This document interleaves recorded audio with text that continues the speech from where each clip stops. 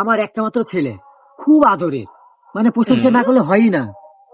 আবার এদিকে সরকারি চাকরিজীবী, আর এই যুগে সরকারি চাকরিজীবী মানে সোনার হরিণ পার মতো। বিয়াই কোনো টেনশন নাই, আমারও একটা মাত্র বিটি, খুব ভালো।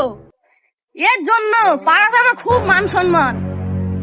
পাড়ার লোক বলছিল যে বিটিটা অনেক বড় হয়েছে, বিয়ের সাথে দিতে হবে। তাই একটু ভাইবা চিন্তা দেখলাম হচ্ছে, আমাকে পাড়াতে যেই দেখে সেই আমাকে সালাম দেয়, আমার খুব সম্মান। তাহলে তো বিয়ে দিয়েই যায়, কারণ আপনার বিটি এত নাম, আমারও বেটার এত নাম, তাহলে বিয়েটা দিয়ে দিই। বিষয় হচ্ছে তাহলে সামনে শুক্রবারে বিয়ের ডেট করো।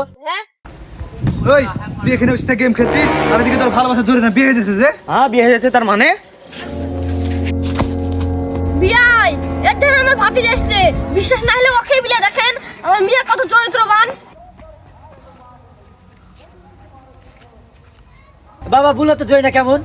বিয়ের মুখে তো প্রচুর নাম শুনলাম যে জয়না খুব ভালো, আসলে কি সত্যি ভালো? চাচা গো, আমি আপনার ভাইকে খুব ভালোবাসি চাচা। ও চাচা জয়নার বিয়ে দিও না চাচা, 3 বছর 3 মাস 3 সপ্তাহ 3 দিন থেকে আমি প্রেম করছি চাচা, জয়নার বিয়ে দিও না চাচা, আমি জয়নার ছেড়ে বাঁচবো না চাচা। তুই জয়নার বিয়ে দিস, আমি চাচা মরে যাবো চাচা। চাচা তুই জয়নার বিয়ে দিস না রে চাচা, চাচা তুই জয়নার বিয়ে দিস না। এই বিয়ে জীবনে দিব না, যে ছেলে বছর মাস সপ্তাহ হিসাব করে একটা সে ছেলে গভীর সম্পর্ক।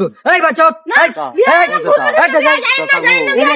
ও চাচা আরে শুধুমাত্র হাতছাড়া হবে রে, শুধুমাত্র তোর জন্য চাচা জয়নার বিয়ে আমার সাথে দিও চাচা।